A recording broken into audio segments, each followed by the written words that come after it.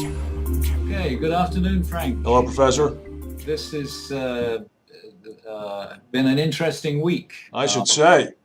and I'm beginning to think that it's the end of the age of privacy. I'm not on the side of anybody. I'm not on the side of Obama or the people who thought up this secret congressional resolution or anything like that, but I'm just interested in what's happening. And it just so happens that yesterday I was reading, catching up with my economists. The Economist of the 11th of May, in the business section, has an article about a new gadget which apparently has attracted a lot of funding through Kickstart. Yes. Which usually, gathers a few $1,000s. It gathered $500,000 in a short time. And what is it? It's a camera that you wear on your lapel, and every 30 seconds it takes a picture and sends it to the cloud. Okay.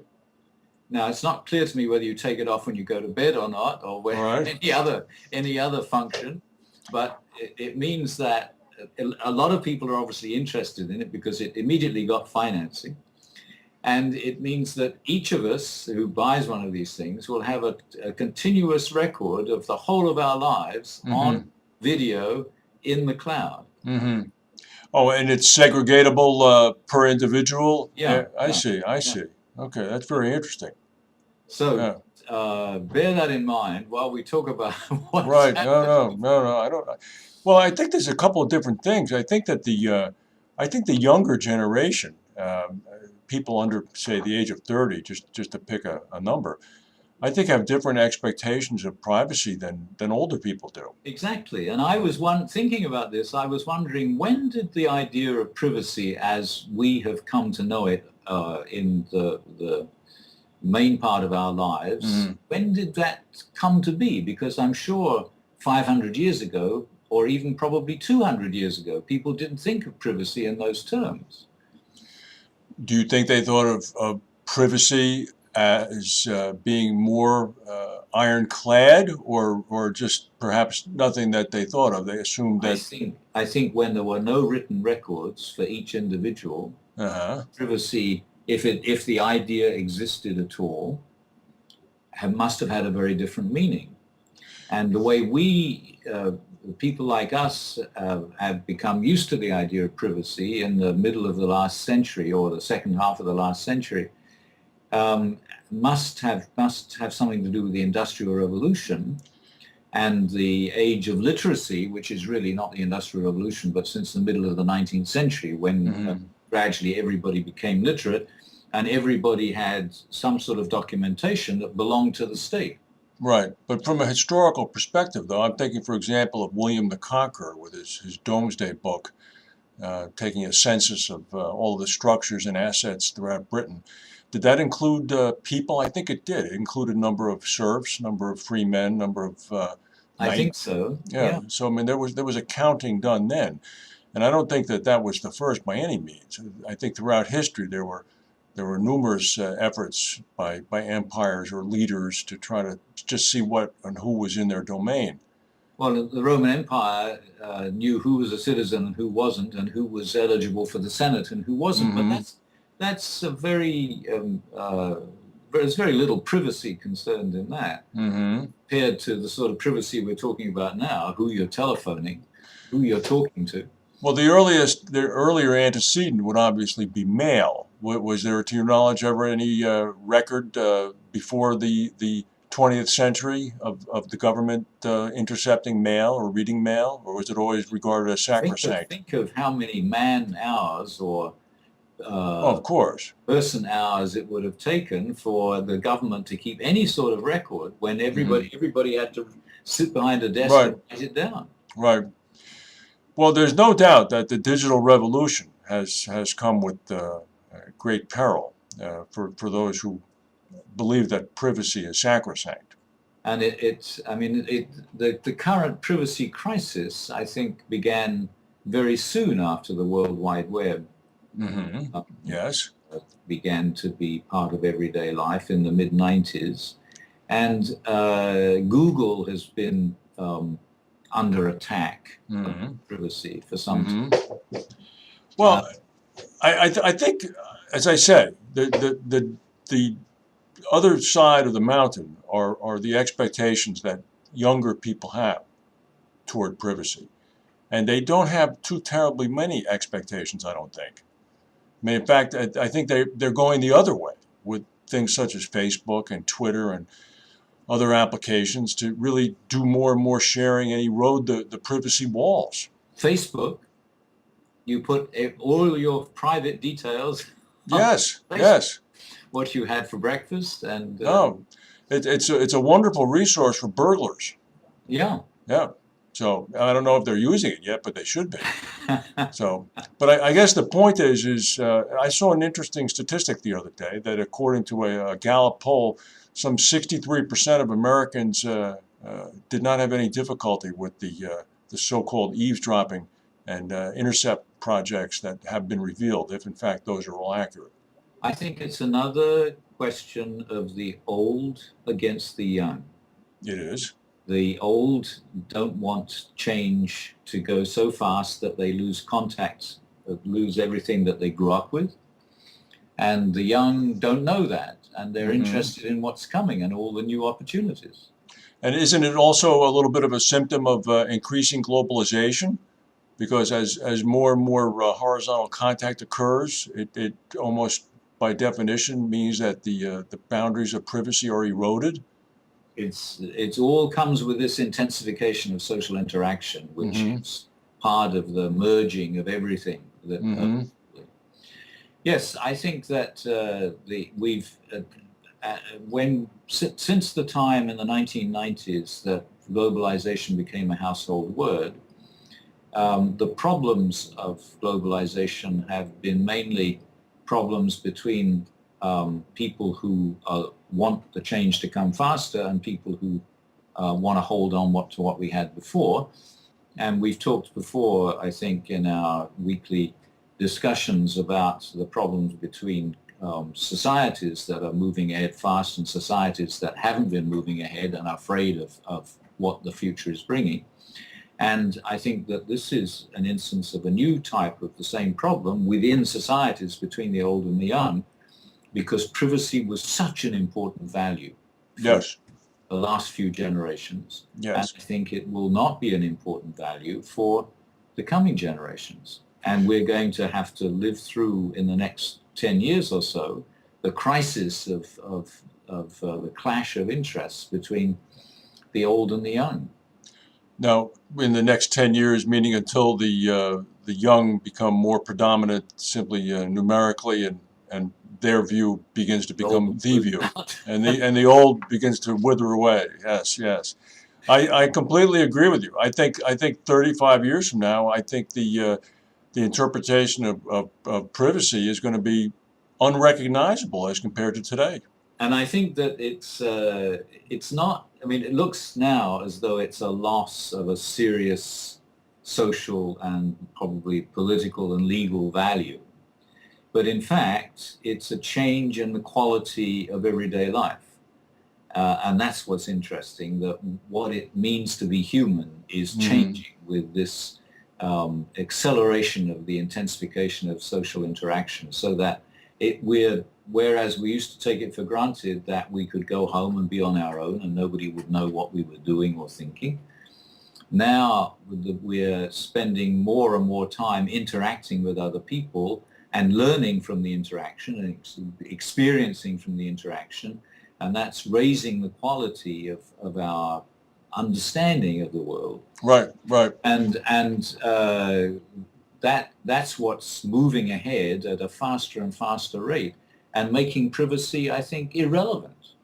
Well, I think that's interesting because, for example, the so-called right to privacy, that I remember this correctly from law school, the Constitution of the United States in nowhere, shape or form, mentions the word privacy. And privacy, the so-called right, is a derived right that the Supreme Court has come to by taking created corollaries to various amendments to be able to create a reasonable expectation of privacy that the individual has. So that means that since it really then doesn't run afoul of any of the strict constructionists, because the word isn't mentioned in the Constitution, that means that we could safely assume that over time, the Supreme Court's reasonable expectation of privacy that the individual should have is going to change. That's a very interesting idea. I wonder whether this is ever going to get to the Supreme Court. Oh, I think eventually it will. I think eventually, of course, it'll be brought. Maybe soon, maybe later, but it'll be brought by an individual or a group saying that their privacy, as previously interpreted court decisions have laid out, their privacy has been violated in one way, shape, or form. And the court then will have to opine and say, well, that was then, this is now. Now you don't have the same reasonable expectation of privacy if you use a credit card. For example, that vendor will know that you purchased cleaning detergent, and as a result, your email address, which you included in your application for the credit card, will be subjected to a barrage of cleaning detergent emails.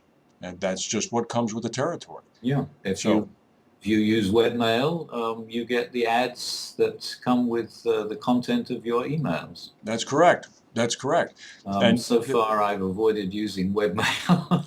Well, good for you. But then when it comes down to the government, all right, getting its proboscis involved in what's going on, I was personally, I have absolutely no objection. I mean, the government is free to read any email that I send or listen to any phone conversation I have. I really don't care about that. But I was waiting with bated breath to see what the reaction of the country was going to be. Yeah. So when those poll numbers came out, I was very happy to see that, because I'm in a slightly different situation from you.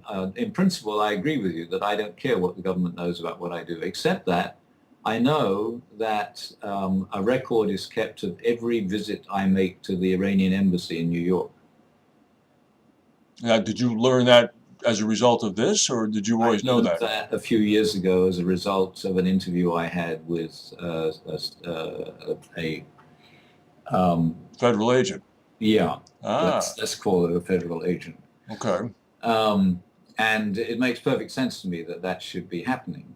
Yes. But that's a sort of profiling, and that can be a problem.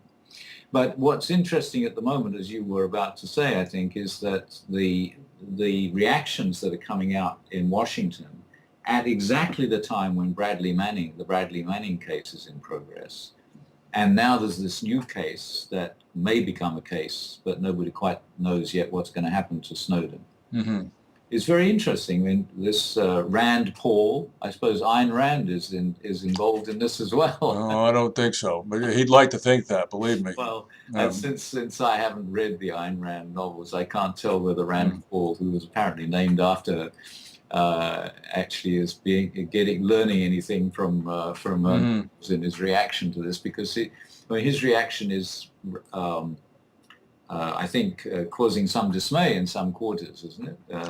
What is he saying? I mean, he's a Tea Party darling. I'd be interested in what their view is to this. I think that he's more or less on the side of Snowden. Ah, that is causing some dismay then. Yeah. Yeah. That's a very difficult. That's a tough one to justify. Yeah. I mean, because the way the polling worked out is some 56%, I believe, had absolutely no objection to what was going on now. And then that number jumped to the high 60s if the question was coupled with if what was going on now was done to prevent a terror attack. Then it was like 68% saying, oh, yes, we really think this should be kept going on. Now, the National Security Agency is preparing a report to Congress, which ultimately will make its way into the press, which is apparently going to list seriatim, a number of potential... Today, I think it may be today, terrorist incidents which were avoided. I have great difficulty in understanding how this data can prevent a terrorist attack if their description of the data that is being used is correct.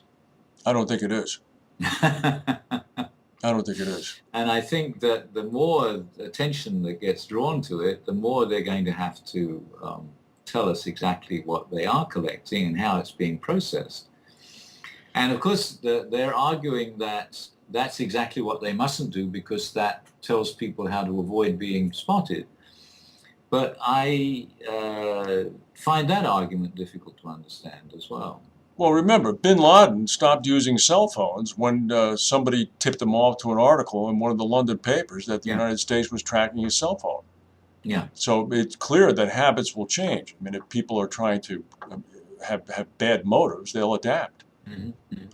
But I mean, from my perspective, insofar as being able to mine this big data that apparently they're able to do by breaking down and categorizing the contents of emails and even voice phone calls, and then being able to troll this metadata with applications and programs that can be constructed to present trends as well as to yield results as to how many times words were mentioned in what context and between various callers from certain geographic areas. I mean, that's not exactly rocket science. I mean, the insurance and reinsurance industry have been using primitive to medium-term sophisticated programs like that to analyze risk for a long time. What the real rocket science eye-opener here is that the American government apparently has managed to get their arms around the sheer volume of this data. Whereas from what I've been reading, as I'm sure you have too, even 2 or 3 years ago, the thinking was, well, they're never really going to be able to get a leg up on it because it's just too much. To people saying now, well, we think that they may have actually caught up with it and be able to understand it. The capacity to process astronomical amounts of data is fascinating. Yes, it is. But gradually we're all going to catch up with that. Mm-hmm. Because now I make my living as a teacher, and I used to do it by giving students information. Now I tell them to find the information, and my job is to help them process it. Mm-hmm. But I'm way behind in my ability to process information compared to these people who are gathering intelligence information. But presumably at some point we're going to catch up. Well, I think that the most interesting thing to me about this is I mean, aside from what's going on in Washington and the usual suspects, is the lack of reaction by the population as a whole. Mm. And you don't watch television, but anybody who watches television and has even seen 1 or 2 episodes of the British TV series MI5 Spooks, or the American TV series 24, or even a number of these other CSI television programs, or even a number of movies that have been floating about. Anybody who has seen any one of these is not for 1 second surprised that this kind of capability exists and the government is doing this. In fact, my comment was, I hope that they were doing this. Thank God they are. And I only hope as well that Snowden does not know the half of it, and that there's much more out there that they're doing. There very likely is. This fellow doesn't even have a high school diploma. Oh, doesn't he? No. He dropped out of the Army. He enrolled in the Special Forces. He broke both his legs in a training accident. He never bothered to finish high school, does not have a GED, and then got a job as a security guard at the National Security Agency, from where he was hired by the CIA as an intelligence technological analyst and sent to Geneva, Switzerland. And after that, he was picked up by Booz Hamilton. Yeah.